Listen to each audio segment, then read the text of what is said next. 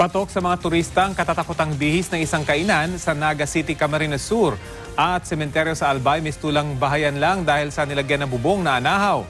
Yan at iba pang mainit na balita hatid ni Katrina Son.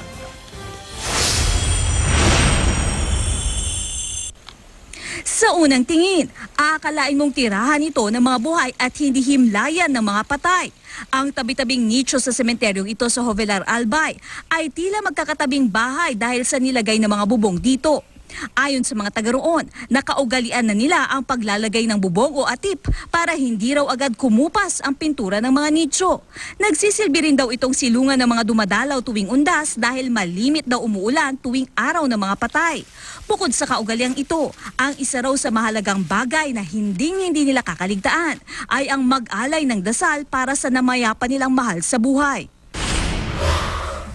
Kakaibang tanawin naman ang matatagpuan sa loob ng sementeryo sa Balanga, Bataan. Iba't ibang rides ang naroon sa karnabal na itinayo sa gawing likuran ng sementeryo.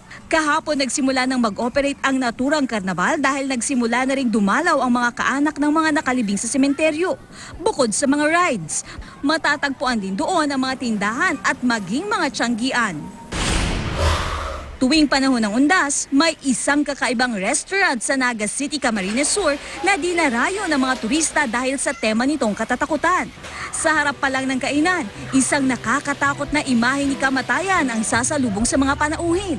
Ang buong lugar na mistulang horror house dahil sa samut-saring Halloween decor, tinodo na ang gimmick sa mga naka-costume na waiter. Ito na ang ikatlong taon ng nakakatakot na gimmick sa restaurant na ito na lagi namang kinagigiliwan ng kanilang mga parokyano. Katrina Son, GMA News.